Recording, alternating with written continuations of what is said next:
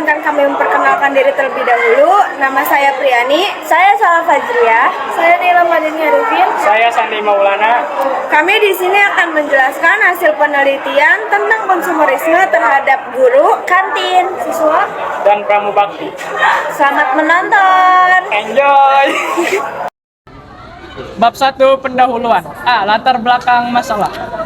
Konsumerisme telah menjadi fenomena yang mengejala di tengah kehidupan masyarakat dewasa ini. Studi ini membahas tentang sebuah etika yang mendukung eksistensi masyarakat konsumen yang lahir dan berkembang dalam proses sejarah yang sangat panjang. Colin Campbell pertama kali yang mengukakan tentang etika romantis yang melandasi masyarakat konsumen.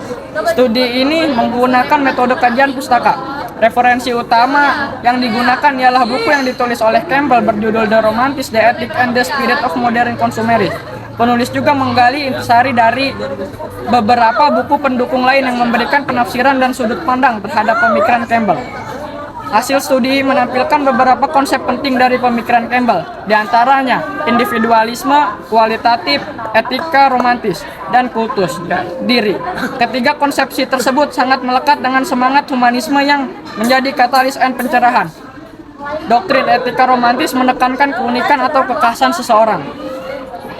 Manusia didorong menentukan nasib sendiri dalam mengembangkan dirinya yang jenius, unik, dan kreatif. Adapun konsumsi menjadi media dalam proses penemuan dan ekspresi diri. Bab 2. Hasil penelitian. A. Pengertian konsumerisme.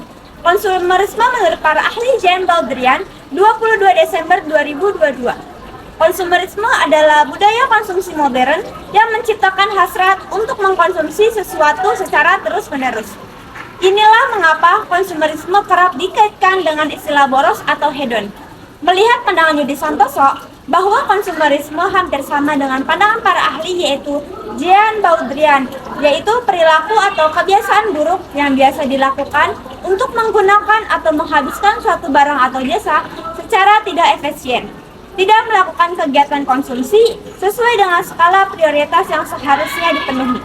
Sedangkan menurut Ibu Fitria, sikap seseorang yang berbelanja tidak berdasarkan kebutuhan karena tergoda dengan harga diskon atau tertarik.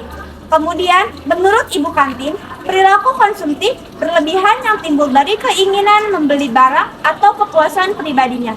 Dan menurut Pak Edo, pemikiran manusia yang dapat mengubah perilaku untuk melakukan sebuah aktivitas, membeli barang secara berlebihan tanpa melihat fungsi dari barang tersebut. B. Penyebab konsumerisme. Menurut Haryanta 2012, penyebab konsumerisme adalah adanya kemajuan iptek, masuknya budaya asing, dan pengaruh globalisasi. Melihat pandangan Ibu Kantin bahwa penyebab konsumerisme hampir sama dengan Haryanta. Globalisasi, kemajuan teknologi, tren gaya hidup. Sedangkan menurut Ibu Fitria, karena media sosial, gaya hidup yang berlebihan, dan perkembangan zaman. Kemudian, menurut Yudi Santoso, adanya pengaruh dari luar tentang tren yang sedang hangat atau ramai yang membuat para individu ingin mengikuti tren tersebut dan akhirnya melakukan kegiatan konsumsi yang seharusnya tidak terlalu penting untuk dilakukan. Dan yang terakhir, menurut Pak Edo, untuk memenuhi keinginan dibanding kebutuhan, mereka lebih memikirkan keinginan dan mengikuti zaman tanpa memikirkan fungsinya. C. Dampak konsumerisme. Dampak konsumerisme yang pertama itu ada dampak positif.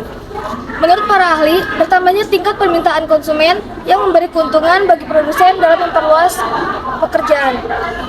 Melihat pandangan Pak Edo, dampak positif hampir sama dengan pandangan para ahli. Ketika barang yang sedang tren diminati banyak orang, maka perusahaan orang tersebut akan mendapatkan banyak keuntungan. Sedangkan menurut Ibu Fitria tidak ada. Kemudian menurut Dr. Ketoprak, mendorong pertumbuhan ekonomi, menurunkan biaya produksi, dan meningkatkan jumlah lapangan pekerjaan.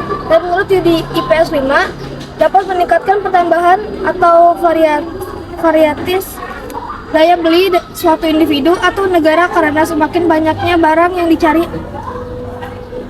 Terus yang kedua, dampak negatif. Menurut para ahli, menciptakan gaya hidup tidak hemat atau boros. Melihat pandangan Ibu Fitria dan Dr. Ketoprak bahwa dampak negatif hampir sama dengan pandangan para ahli, menimbulkan sifat boros. Sedangkan menurut Yudi Santoso dari IPS 5, dampak berpengaruh buruk pada pola kebiasaan untuk memboroskan atau tidak mengefisienkan produk mana yang harus benar-benar dikonsumsi. Menurut Faido, zaman sehingga mereka melakukan suatu hal untuk memenuhi gaya hidupnya. Bab 3. Penutup. A. Kesimpulan.